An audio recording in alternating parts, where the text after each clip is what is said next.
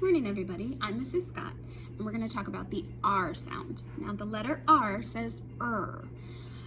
R is a very difficult sound to learn for a number of reasons, and I will have a printout of this for you to be able to read also. But R is difficult for a variety of reasons, such as when you're saying it and practicing it and trying to learn it, you can't see what my mouth is doing. The tongue goes so far back, even if I open my mouth, you can't see the full sound. So if we're working on a sound like you can see into my mouth, you can see what my tongue is doing.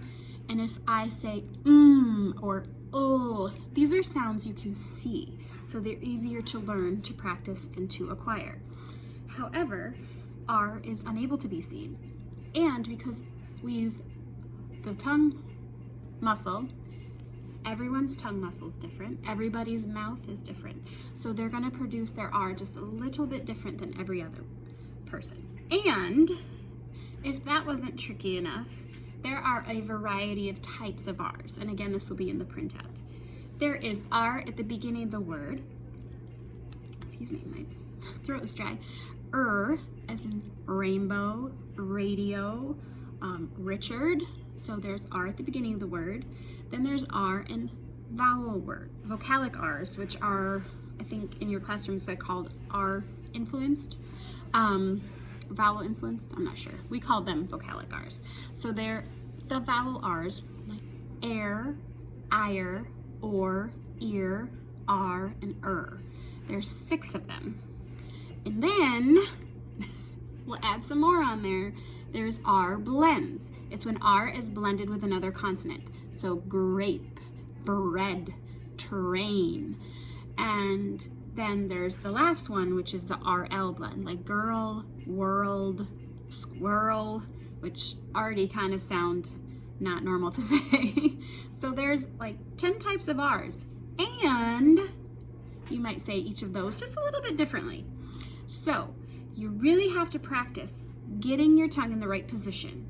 And there's a few things you need to do with your tongue. So your tongue, again, is a giant muscle, and it goes from the back of your throat all the way down into here. So it's got a big base. And then obviously, this is the part you control. So you have to think about the parts of the tongue. So I'm gonna take a sip real quick. So, it's kind of gross, but I'm gonna show you. So when we look at the tongue, we have the tip, and we have the sides. You're gonna need to know this for the R, because the tip and the sides are going to be doing something very important. So there are 2 types of ways we say all by itself. There's retroflexed and there's bunched. Bunched means the tongue just pulls back. Retroflexed means the tongue tip goes up. So you have to kind of play around with your mouth, and you can have your parents or your siblings or whoever can say a good R practice that. I do the bunch, so I'll try to open my mouth wide so you can see the tip of my tongue. See how it just squeezes back, but you could do, I can't really see it. So the tongue tip goes up. I can't say it because I say bunched. So the retroflex means the tongue tip goes up. It's just a fancy way of saying that. So before we talk about what the tongue does, we're going to talk about another part of our mouth, the roof of our mouth. So if you take your tongue tip and feel right behind your teeth, you're going to feel some bumps. Can you feel them? Those are called the alveolar ridge. And that's important because we're going to have to talk about where our tongue sides back. So when we do some of our tongue exercises in a later video, you're going to need to remember what that is. So the alveolar ridge is just the bumpy part right there. So the next part, if you go even further back, where the bumps stop, that's called the hard palate. So it's hard. So alveolar ridge, hard palate, and then if you keep going back with your tongue, it gets soft. It's really far back, it's hard to do. That's called the soft palate. Now these are key parts to think about, because right now we're going to talk about what the tongue is doing, but later when we're doing exercises, we're going to work with the alveolar ridge, hard palate, and soft palate. So let's talk about physically what our tongue actually does. And another component of why R is so difficult is because your tongue has to do a lot of things.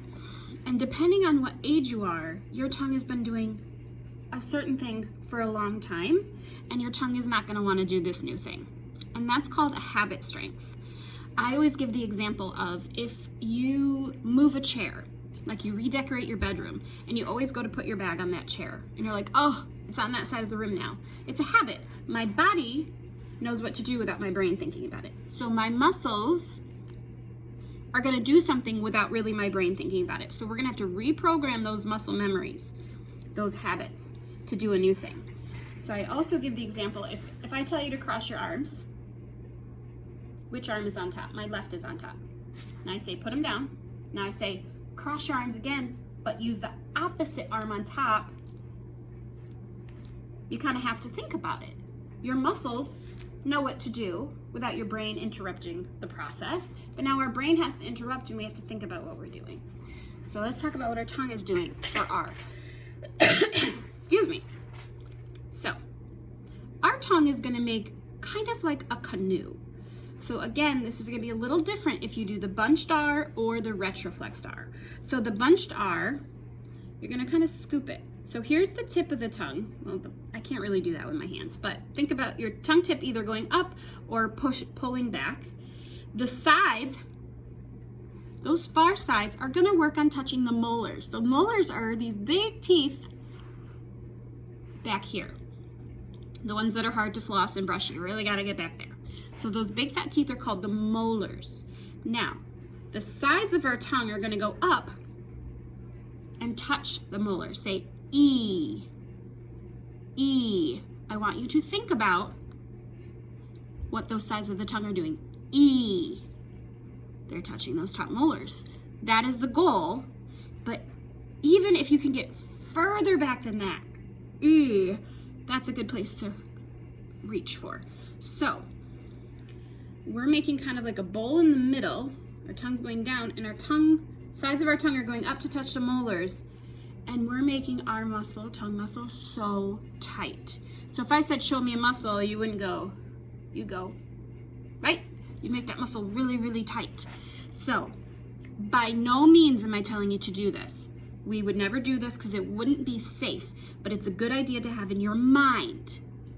If you were thinking about not doing, holding a marble in the back of your throat and not letting it fall or roll out, that's how tight it has to be.